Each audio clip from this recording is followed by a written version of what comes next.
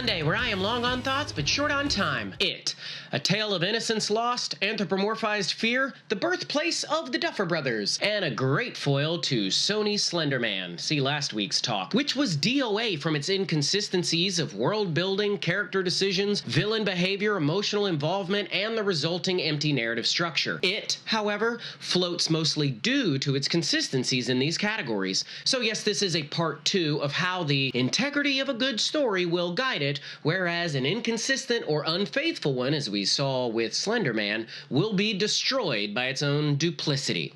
So, the consistencies.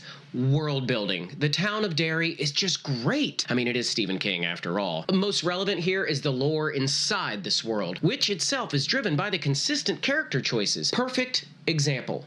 A lonely boy new to town with a penchant for history spends a lot of time alone reading and so ends up uncovering the supposed curse over the town. But he is only able to share his valuable suspicions because he is mercifully rescued from the bullies by the original protagonist, a pack of marginalized self-described losers all too familiar with bullies themselves. Not only are the lore and character choices consistent inside this world, but the character choices reveal this lore through active choices, resulting in a narrative that organically feels as though it's being dictated by them. Now, the lore is about our villain, realized in flesh as a clown, but also mercurial and shape-shifting. Since the audience gets to learn along with the protagonist from a reliable source how and why these frightening behaviors are indeed consistent, we are reliably trained, or trained with consistency, along with them, how to be frightened and how to root for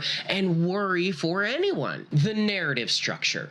The narrative structure is a spine sprouted out of an inciting incident rooted in a relationship between brothers, where our story grows strong rather than, say, an oppressive empty room of mood and tone where it suffocates any possible growth. This allows us and the story to take breaks from the mood and enjoy a quarry swim, or confused adolescent flirts, or episodic home life visits. We now have room to breathe and care for these active characters. This counterpointing of mood aids in rising the action at regular rhythms, until a series of mini-battles culminate in the clarity of the protagonist's desires and goals, now cleaved and fused to the original emotional involvement, the rooted spine of the brothers' relationship. And lastly, the villain's clear narrative cohesion this time creates not a MacGuffin monster, but the truest of antagonists, standing in direct opposition of all the characters' collective and individual desires. On top of that,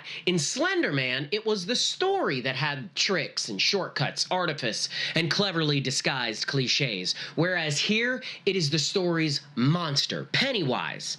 And it is Pennywise's duplicity that spells its demise. But how? Well, I'll put it this way. Fear's cavalry of lies spreads buckshot down the hill that life's obtained identity trophy rests only in the frailty of limitations, leaving us heavily wounded under a Promethean rock of despair. From here, it gnaws on our resistance, slowly siphoning out our now dead identities through our heart. And as it feeds, it fills. Our life deflates as fear reflates. A killing in the filling. What chance do we have?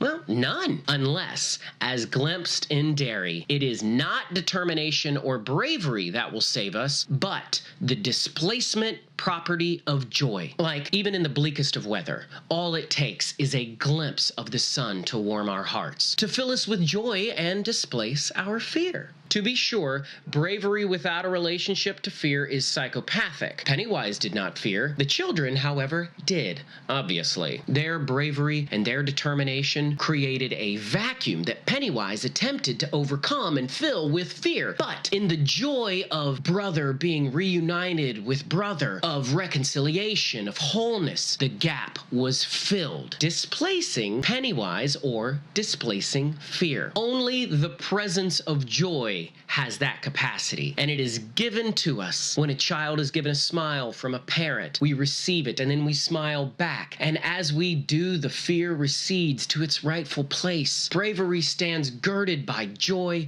fear now cowed and confused, knowing one day these reconciliations will culminate in a a perfect joy or love that will drive it out for good. But fear is determined, and in this case, it will be back in 27 years. So do not forget and do not let your joy deflate. Or someone might come along and fill that balloon until it pops.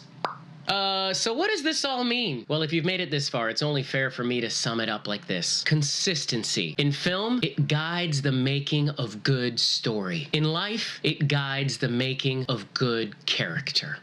Like, comment, share, and subscribe. Or don't. Either way, we all die alone. And that's my Monday. Now back to yours.